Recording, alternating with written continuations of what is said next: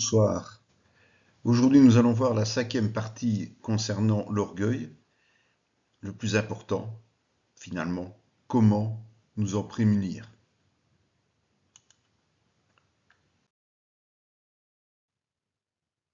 L'humilité d'esprit. Nous savons que, comme nous l'avons vu dans la vidéo précédente, Dieu déteste l'orgueil et aime l'humilité. Donc, nous allons avoir un choix à faire pour nous trouver du bon côté. Pauvre ou humble d'esprit, c'est avoir une foi qui croit Dieu sur parole, comme les petits enfants, sans chercher à argumenter. Cela permet alors à Dieu de se révéler à notre âme. Nous veillerons donc à nos fréquentations au sein même de l'Église.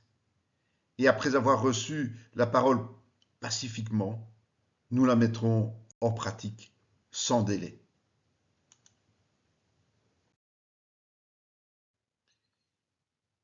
Celui qui désire vivre et partager la gloire de Dieu doit d'abord le craindre. Craindre Dieu nous mène à fuir le péché et à lui faire confiance en toutes circonstances. Cela inclut le fait de reconnaître notre statut misérable de pécheur, indigne de voir la face de Dieu si Christ n'avait pas payé le prix pour nos propres péchés.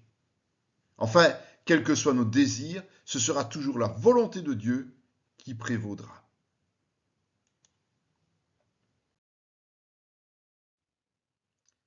Écouter Dieu attentivement nous préserve de l'orgueil. En effet, celui qui est attentif aux avertissements que Dieu donne est protégé. Pour ce faire, nous sommes invités à nous soumettre volontairement au ministère établi par Dieu. L'humilité permet de comprendre la volonté de Dieu et évidemment de l'appliquer.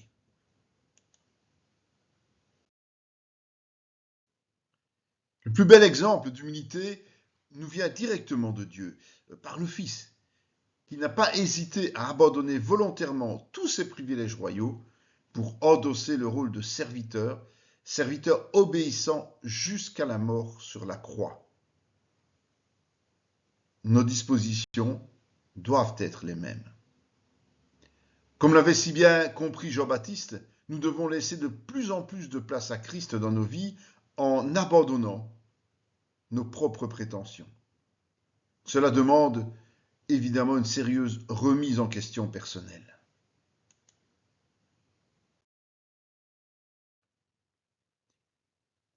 La prière de l'homme humble produit la bénédiction de Dieu.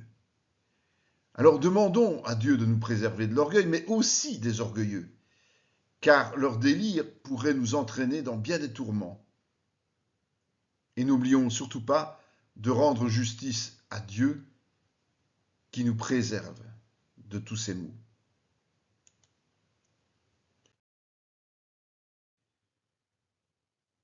Il ne suffit pas de s'appeler frère et de se saluer par un saint baiser pour vivre dans l'amour fraternel. Pourtant, dans nos assemblées, c'est souvent le cas. Pierre et Paul ont résumé l'état d'esprit qui doit animer les humbles. La recherche de l'unité totale au niveau des sentiments, de la pensée, de l'amour, de l'âme, en discernant en l'autre un élu, pour qui Jésus a aussi payé le prix à la croix, et qui a de ce fait au moins autant de valeur que nous pour Dieu. Cela commence évidemment par la capacité que nous aurons d'admettre nos propres péchés plutôt que de juger d'abord les autres. L'unité se vit par l'esprit et dans la paix, quelles que soient nos différences. Le chrétien humble se satisfait de ce que Dieu lui donne, sans chercher plus, sans vouloir moins. Tout est motif à le remercier pour ses grâces. L'objectif à poursuivre est de se supporter et de supporter patiemment toutes les épreuves, tout en conservant notre rang de disciple obéissant. Cet état d'esprit doit devenir notre nature profonde.